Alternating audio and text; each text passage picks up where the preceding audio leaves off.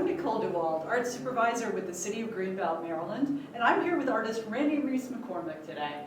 She has her work featured right now in the Greenbelt Community Center Art Gallery, and we're here to talk about her work. So thank you for joining us, Randi. Thank you. It's been really fun to put this up. Great. Originally from Boston, Massachusetts, Randi is an artist working between various processes, namely mixed media painting, printmaking, and textile. She currently lives and works as an artist in Baltimore County, Maryland, teaching, working in print studios, and as an artist in residence at the St. Francis Neighborhood Center. She has won a Maryland State Arts Council award multiple times in different categories and is represented in various publications, including twice in New American Paintings. Randi has exhibited widely in solo and group exhibitions across the country and internationally, and we are honored to welcome her here to Greenbelt. Randi, the title of the show derives from the title of a specific piece that we're featuring here, Right. and that would be the large fiber work, Prowling the Undergrowth. I was wondering if you could tell us about the structure of the piece and how you created it. This piece, I've been working on rug tufted paintings, which is using tufting guns, the same that you use to make rugs. One's a cut pile, one is a loop, and they have different dimensions. So I work out of kind of a collage sensibility and use that in my paintings, and this was another way that I started delving into this kind of collage aspect in mixed media works. And this was actually my second piece for rug tufting. And it came about for the format of the prospect of doing the show because of the space. You know, having been a classroom and having been a chalkboard originally was something that was very appealing to me, and just a huge kind of placeholder really to play this work. So Right. that's how it started. Excellent. The finished piece measures 4 feet by 20 feet. Right. And is constructed in 4 sections, right? We both know the feel of that lifting it Yes. up. And mounted on a wooden frame. It's very special for us to have a piece that's so customized to this exhibition space. Yeah. It's my understanding that the imagery in this piece was inspired by your walks in nature. And I was wondering if you could tell us a little bit about the specific landscape that you were drawing on as source material for the piece. Right. So I guess the key word is source material, because I think the landscape was kind of natural to this space. And so I think of landscape as that huge horizontal. And the walks in the, well, I should backtrack. So the landscape came from taking, as an idea to take that format really, to take something so long that's continuous like that. Because I think I work in a way that I'm taking a part of a work and meshing it into the next work, and it kind of works with that way. I see things in kind of a split perspective and collage. So that was the start of it. I think the start of it was actually a piece of the last work that I had been working that was landscape derived and had like a pink moon, which you'll see later is part of that piece. And it was kind of like a walk. There was a lot of graphic lines that were kind of like moving in and out of the landscape. So that's as far as really the landscape kind of went. It was just, again, the format. For mark making, basically, for playing with the way things go in and out of a shallow space. And at the same time, I was walking a lot. It was the beginning of the pandemic, and we were walking in the woods where I live. And I had recently moved there in the past 5 years, and it's had a huge impact. I mean, woods have always had an influence on me in terms of being in that space. I think it's really the space that I'm interested in and the complexity of the landscape. You had mentioned that during the pandemic, you were afforded additional time to work on a piece that in part helped to enable the creation of such a monumental construction as the title piece for the show. I was wondering if there was anything else you wanted to add about how the pandemic may have affected either the way you were experiencing the landscape or if it has influenced your studio practice in a more general way. I think, well, so that sort of went along when I was talking about spending so much time in the woods. And the other point I forgot to make about spending the time in the woods rather than the landscape was as you're walking through it, I always feel such a different sense of time, like walking or biking through it, or even driving through it.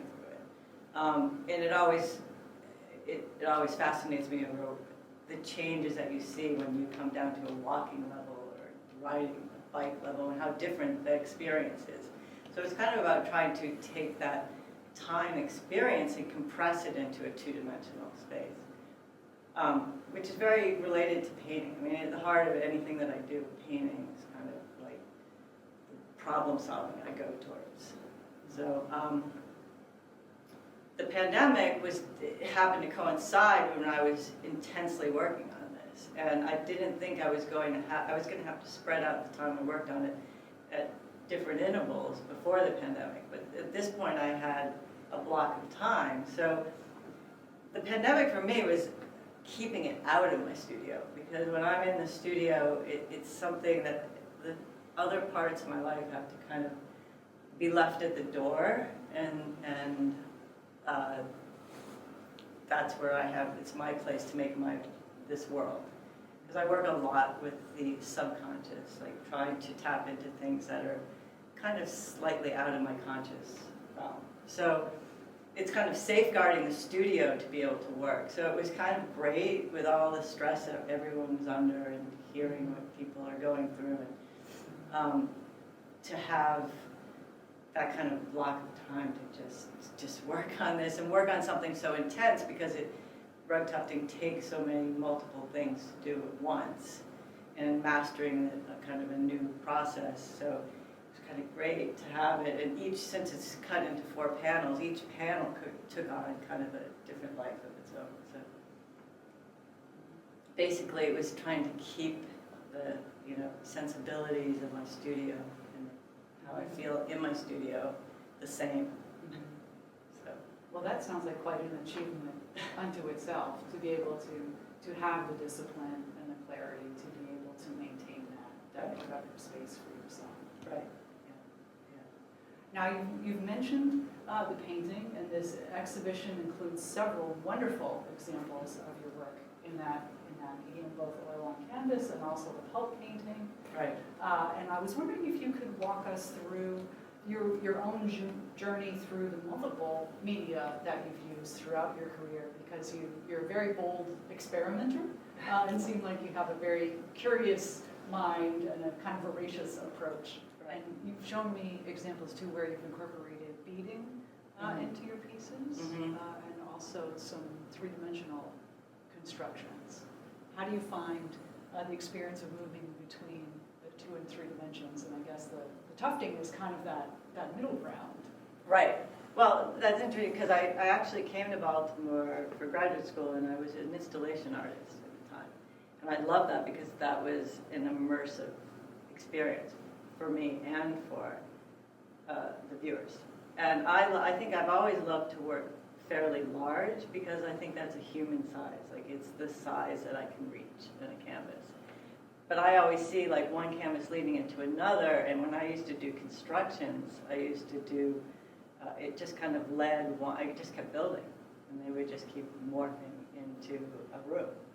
So I think the rug tufting is a smaller relief. Like it has a format where it's not full three-dimensional, but I like, and that probably comes from printmaking, where you can kind of see it in all the paintings, of that kind of layering of dimensions on top of each other. I like that kind of fragmented space. Mm-hmm. And I'm glad you used the word immersive. I think that does apply to the paintings, to the wall work as well. Right. In a very different way, but that makes absolute sense to me that you would have a background in more three-dimensional immersive work. So that feeling carries through. Right.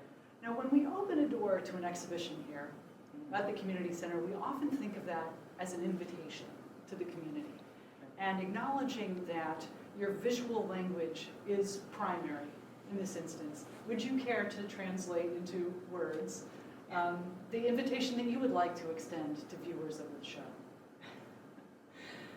Well, that's kind of funny, because when I work, I try not to think of words at all, because I see this as such an intuitive subconscious to it. I mean, I'm trying to relate to things subconscious, so I don't always like to put the words to it, but when I invite somebody to share this, I feel like they're sharing kind of just my human experience, and hopefully that they bring, because what I love and delight is hearing other people tell me immediately, and they do, exactly what they're feeling when they see that, and I love to hear that when people are feeling the work. So. Great. And for those of you who have an opportunity to visit the art gallery, I would just like to mention that we do have a comment book on the desk, and that's a way for us to communicate with Randi across time and space, so please, if you do visit, take a moment to share your thoughts. This exhibition, Prowling the Undergrowth, will be on view through January 21st here at the Greenbelt Community Center Art Gallery. Hours and information are available at greenbeltmd.gov/arts.